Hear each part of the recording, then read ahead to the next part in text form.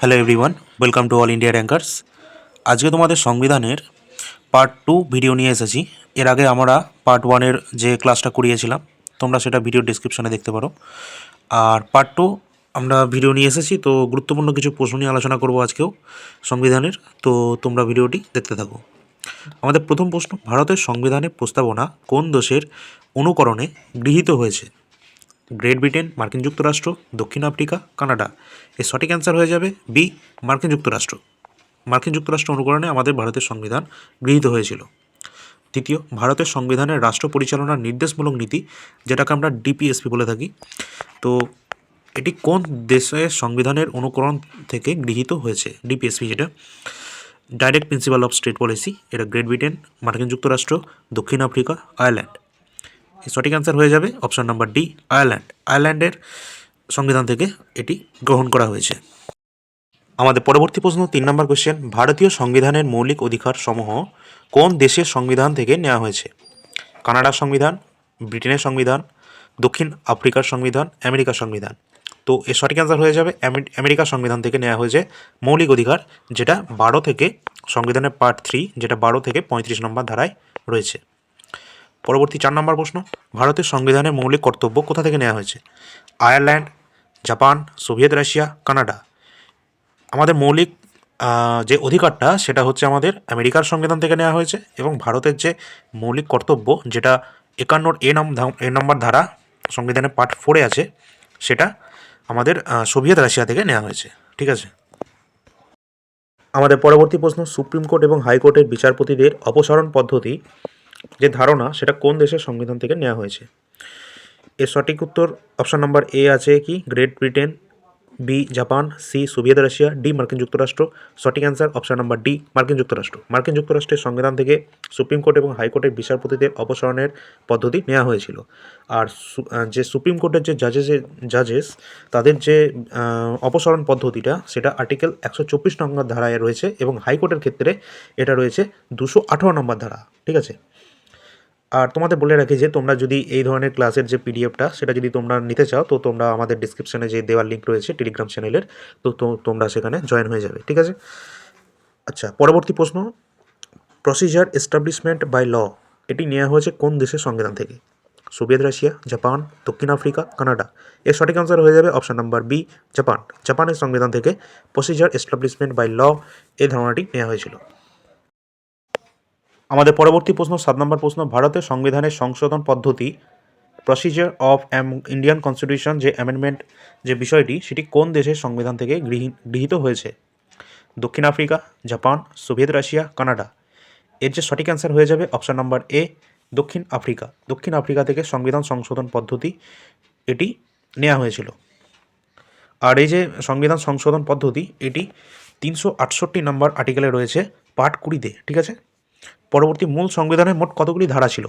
এখানে প্রশ্নটা বলেছে মূল সংবিধানে, সুতরাং মূল সংবিধানের অপশন নাম্বার এ আছে 448, 123, 395, 226। তো এর সঠিক অ্যান্সার হয়ে যাবে 395টি ছিল মূল সংবিধানে আর্টিকেল সংখ্যা 395টি, কিন্তু বর্তমানে যে সংবিধানে টোটাল 448টি ধারা রয়েছে।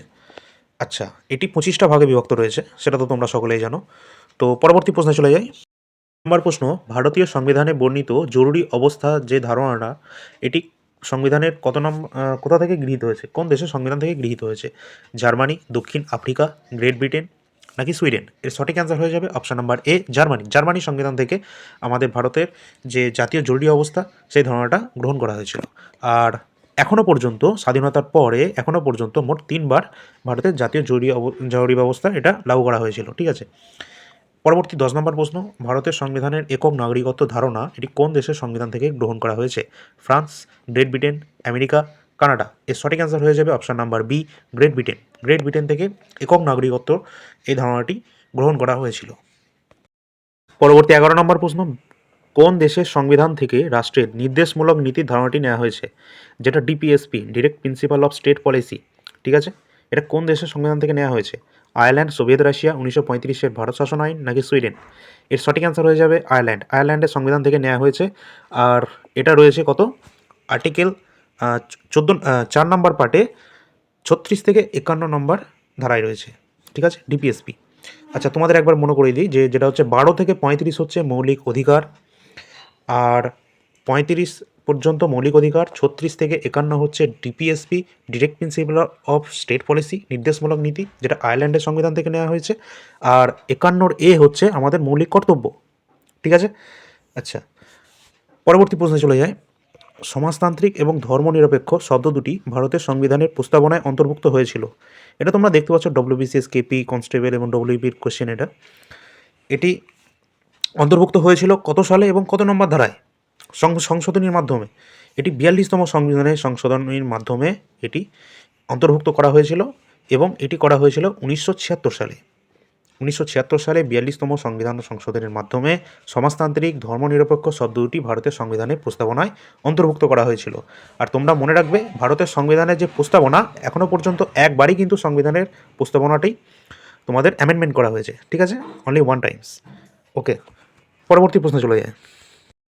পরবর্তী ইম্পর্টেন্ট কোশ্চেন 13 নম্বর, ভারতীয় শাসনতন্ত্রের প্রস্তাবনা অনুযায়ী ভারতবর্ষ একটি কি? এটা ডব্লিউবিসিএসের একটা আসা কোশ্চেন প্রিলিতে। তো ভারত, এর সঠিক অ্যান্সার যেটা হয়ে যাবে, ভারত সার্বভৌম, সমাজতান্ত্রিক, ধর্মনিরপেক্ষ, গণতান্ত্রিক প্রজাতন্ত্র, ঠিক আছে, option number C right answer. পরবর্তী হচ্ছে সার্বভৌম কথাটির অর্থ কী? বৈদেশিক বাণিজ্য থেকে মুক্ত, অভ্যন্তরীণ নিয়ন্ত্রণ থেকে মুক্ত, সীমানা সম্পর্কিত বিতর্ক থেকে মুক্ত, কোনো আন্তর্জাতিক সংস্থার নিয়ন্ত্রণ মুক্ত। এর সঠিক অ্যান্সার হয়ে যাবে অপশান নাম্বার এ, বৈদেশিক নিয়ন্ত্রণ থেকে মুক্ত। নিম্নের কোন সংশোধনী দ্বারা ভারতীয় সংবিধানের প্রস্তাবনা সংশোধিত হয়েছিল? আমরা একটু আগে এই কোশ্চেনের অ্যান্সারটা করে ফেলেছিলাম, তো তোমরা জানলে কমেন্টে জানিও। এর সঠিক অ্যান্সার যেটা 1976 সালে আমরা বলেছিলাম যে ভারতের প্রস্তাবনাকে একবারই মাত্র 1976 সালে 42তম সংবিধান সংশোধনের মাধ্যমে ধর্মনিরপেক্ষ এবং সমাজতান্ত্রিক এই শব্দ দুটি যোগ করা হয়েছিল প্রস্তাবনাতে, ঠিক আছে। তো সঠিক অ্যান্সার হয়ে যাবে 42তম সংবিধান সংশোধন দ্বারা। পরবর্তী 15 নম্বর প্রশ্ন, কে ভারতীয় সংবিধানের প্রস্তাবনাকে ভারতীয় সংবিধানের রাজনৈতিক জন্মপত্রিকা বলেছিল, অর্থাৎ political horoscope of Indian constitution? এটা সিএইচএসএল এর কোশ্চেন। এর যে সঠিক অ্যান্সার হয়ে যাবে অপশান নম্বর বি, খ, কানাইয়া লাল মানিকলাল মুন্সি, অর্থাৎ কে এম মুন্সি, সঠিক অ্যান্সার হয়ে যাবে এটা, ঠিক আছে।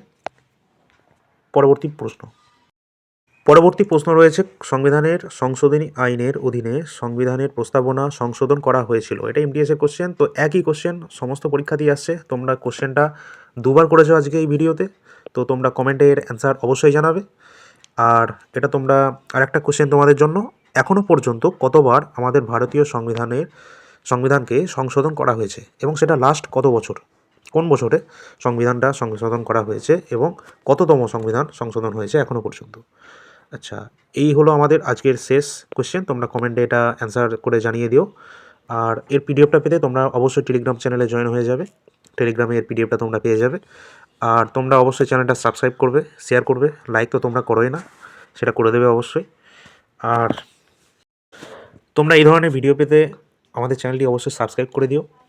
আর আমরা ম্যাথেরও বিভিন্ন শর্টকাট টেকনিক নিয়ে আসি, শর্টকাট ট্রিক্স নিয়ে আসি, যেগুলো সিজিএল, সিএইচএসএল বা এমডিএসে আসা কোশ্চেন, প্রিভিয়াস ইয়ারের যে কোশ্চেনগুলো, সেখান থেকে আমরা কোশ্চেনগুলো নিয়ে, যেগুলো খুব সুন্দর সুন্দর টাইপ, ভালো ভালো টাইপের কোশ্চেন, সেগুলোকে আমরা কম্পাইল করে আমরা প্রতিদিন একটা দুটো করে দিয়ে থাকি আমাদের চ্যানেলে। তোমরা সেগুলো দেখতে থাকো। যদি ভালো লেগে থাকে তো তোমরা শেয়ার করবে, না হলে করবে না। আর সাবস্ক্রাইব প্লিজ করে দিও এই ভিডিওটার জন্য, ঠিক আছে। ধন্যবাদ। পরের ভিডিওতে আবার দেখা হবে।